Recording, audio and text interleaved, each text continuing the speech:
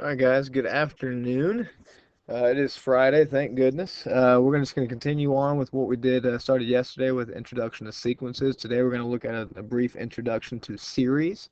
This first thing we're looking at is sigma notation. All right, some of you guys have brothers or sisters who are in college or are still in college who are part of fraternities or sororities. That is the Greek symbol sigma. Um, it's used for a few different things. In this case, what we're going to be using it for is to show that we can have a sum of a series. All right, now this particular part is specifically for the sum for a series. All right, now you guys can kind of see right up here. All right, can be used to represent a sum or series. All right, in this case, they're kind of along the same lines. All right, so let's talk about a few of these pieces that we see here. All right, now this first part down at the bottom, this n equals 1, this is telling you what term you are starting at. All right, so we're just going to put a little note down here. We're just going to say term to start with. All right, so in this case, I'm starting with my first term. All right, now up here, and I'm just going to type this because it's just a little bit easier. All right, so this particular piece right up here is telling you, and we'll just type this in, where it's going to tell me the term to end at. All right, so that's what that piece up there is telling you. So we've got down here the denominator. At the bottom of my sigma notation, this is telling me what term I'm starting at. The top piece is telling me which term you are stopping at. And this piece right here is going to be what rule you are using to find each term. All right, so that's what each piece is going to mean. So again, where we start, where we stop, and what rule we're using to find each of those terms. All right, now n is used as the index or where to start the sum. Sometimes you'll see an I down here, sometimes you'll see a K down here, sometimes you might see a J. They all mean the same thing. But whatever letter is down here below the sigma, that value or that variable, that letter, will show up in my rule. So if this was a J, this would be A sub J. All right, if this was an L, this would be A sub L, or A sub P if this was a P, etc., etc. So whatever letter ends up down here below the sigma, that letter is also going to appear right here in my rule. All right, so let's look at one. All right, so it says write each expression in expanded form and then simplify. So basically it means write everything out and then go ahead and find the sum. So once again, this sigma right here means I am adding up all of my terms. All right, so let's look at what we've got. So down here, they want me to use B. So notice B is here and B is in my particular rule. So they say that I want my first term to be the fourth term. So I'm starting at my fourth term and I'm going all the way up to my seventh term. So I'm not finding my first, my second, or my third term. I'm starting at my fourth term and I'm going all the way up to my seventh term and I'm adding those together. So let's see what that looks like. All right, so I'm going to have 3 raised to the fourth because, again, I'm starting at my fourth term. So let's just look at this. So I'm going to have 3 to the fourth plus 1 plus. And the reason I'm using this plus here is because of my sigma. Remember, this sigma right here means I'm adding all of these terms together. So that's where this plus sign comes from because I've got my sigma. So that's my fourth term plus my fifth term plus my sixth plus my seventh, etc., etc. So that's my fourth term. So let's just go ahead and show you what my fifth term will look like. So plus 3 to the fifth plus 1. That's for my fifth term.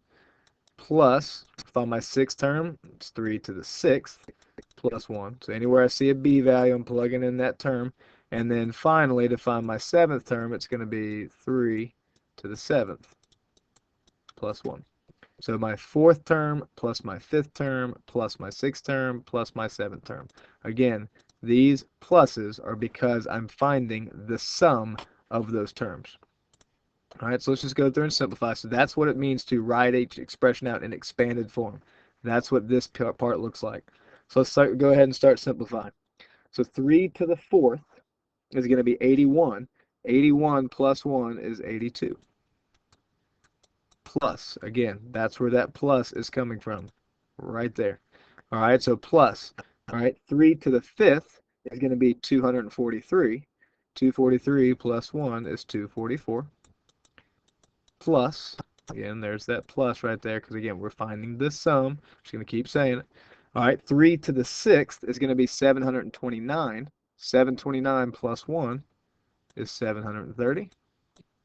Plus, last time, that plus is there. So we're finding the sum.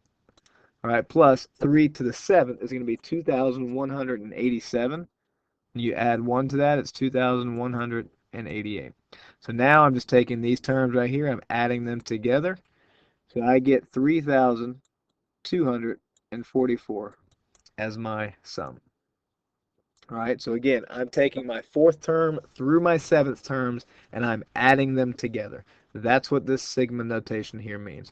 So my 4th term through my 7th term using this rule adds up to be 3,244. Cool. All right, so again, that sigma notation, I'm going to keep saying it, means I am finding the sum.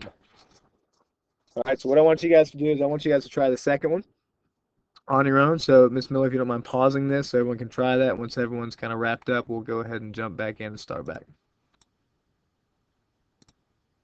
All right, so let's look at the second one. So here, they want me to add up my 2nd term all the way through my 10th term. So here I've got a few more terms I'm adding up using this particular series. And notice they say they use a j as their variable, so j shows up in my rule. All right, so this one's going to take a little bit more. So let's go ahead and get started.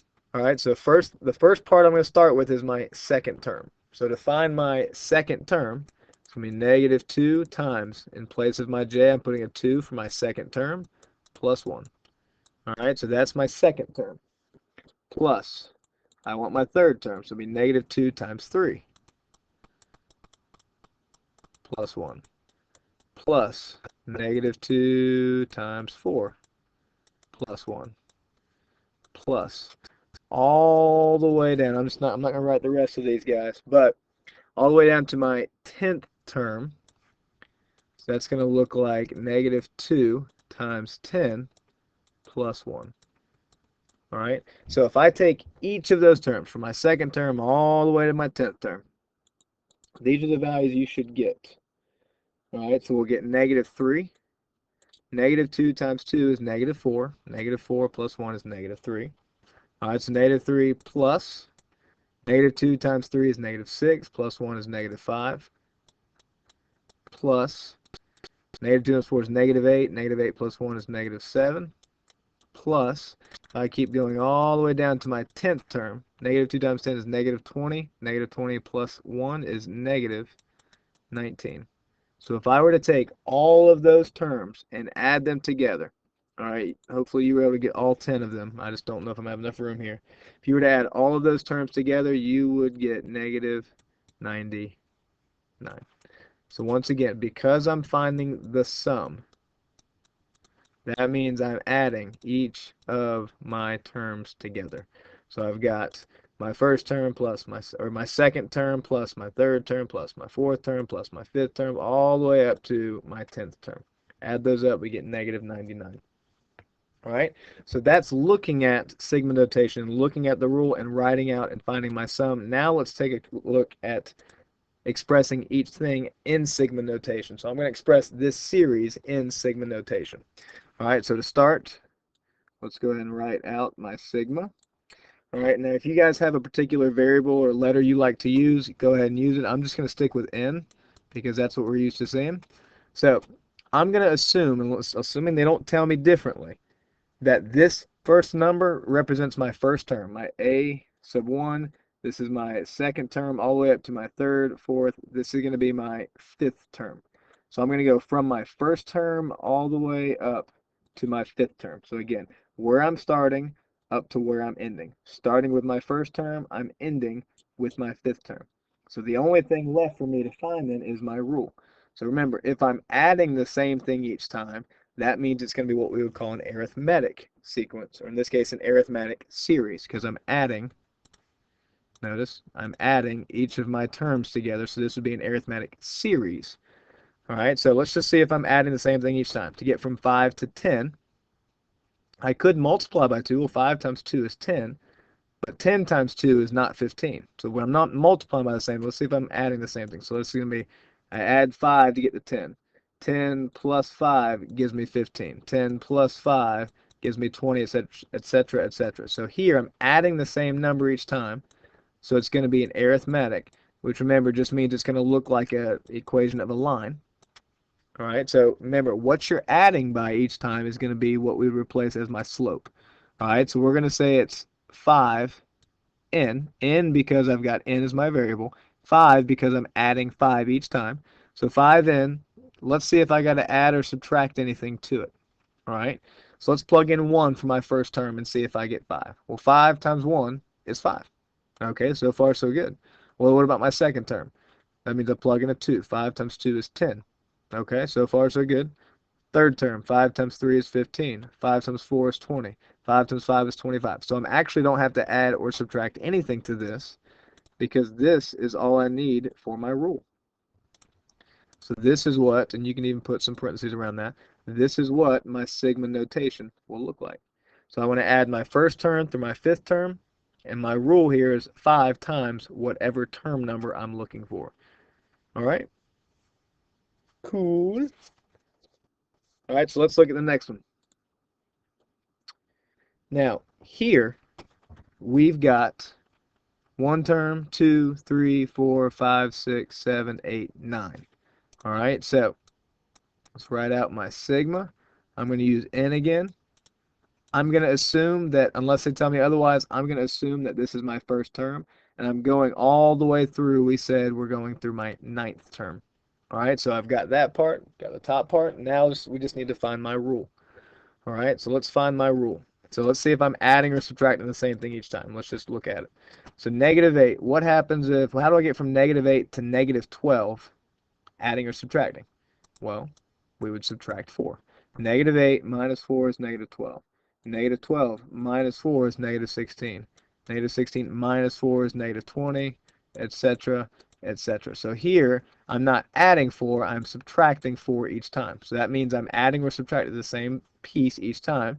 So it's going to look like a linear equation. So it's going to be -4n, n because that's the variable I'm using. If you're using x, and you would put an x down here, and you'd put an x here. Either way. All right. Well, let's see if I've got to add or subtract anything to get a particular term. So let's just look at it. Let's just try my first term. So -4 times 1 would give me -4. Well, my first term is not -4, it's -8. So what would I need to add to -4 to get a -8? Well, if I went from -4 and I subtracted 4 from it, that would give me my -8. So this -4 is going to be what I'm going to add or subtract. All right, so let's just make sure that fits with my other terms. Let's find my second term. -4 times 2 is -8.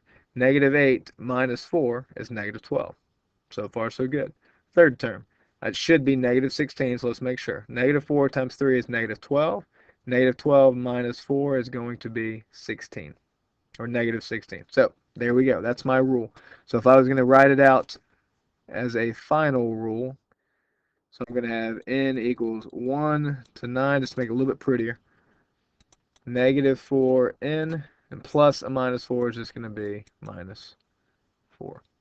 There you go, and that's a 9. There you go. So there's my rule written in sigma notation. We can put this in parentheses if we wanted to. There you go. Cool. All right. Now this one is very, very similar. All right. Now, again, we're going to assume that's my first term. So we're going to start at n equals 1. Now, the difference here is they give me a ... which means I've got some terms in between here, and I'm stopping at 61.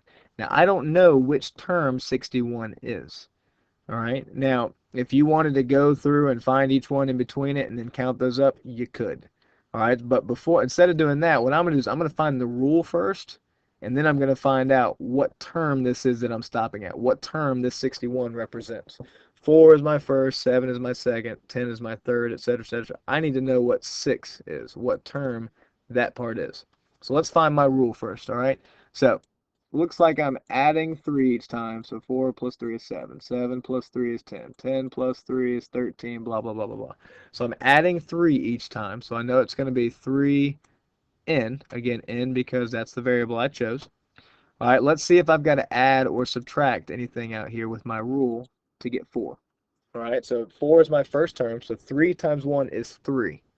All right, well, to get from 3 to 4, I would need to add a 1. So more than likely, my rule here is 3n plus 1. So let's just check to make sure for my second and third. My second term is 2, so 3 times 2 is 6. 6 plus 1 is 7. There you go.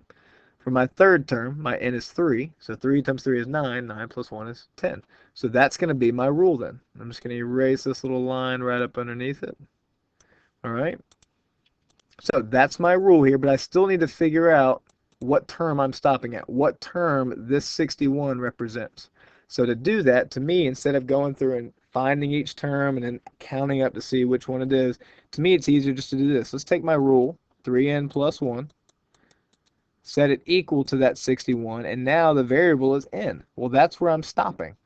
All right, so if I subtract 1, I get 3n equals 60, divide by 3, I get n equals 20. So that means that 61 represents my 20th term. So that means that up here in the top, I'm going to have a 20. So this particular series represents my first term all the way through my 20th term using that particular rule. So if you ever don't know what that particular term is that's represented at the very end, you can take your rule, set it equal to that term, and then solve for n. So in this case, n is 20, so that's where we get that 20 right up there. Cool? All right, now this is not actually your homework, page 841 to 842. That's not your homework right there. I don't think it is, at least. So your homework is actually going to be the Introduction to Sequences worksheet. Now you're only going to do the odds, and you're not going to do the last 2 odds on the back. Now there are a lot of problems on there, and some of them will take you a little bit longer. I just want you guys to do your absolute best with it and do as many as you possibly can. And I'll have the answers posted on the website for you guys to check them. Please, please, please check them, and please do your best to get most of those done, if not all of them. That's the best way you're going to get good at it, is by doing them and then checking them on the website. All right. So again, your homework assignment is not this. It's the Introduction to Sequences worksheet. Check your answers online this weekend. Hope you guys had a wonderful, wonderful weekend. And hopefully I'll be back next week sometime. But I will let you guys know. Talk to you guys soon.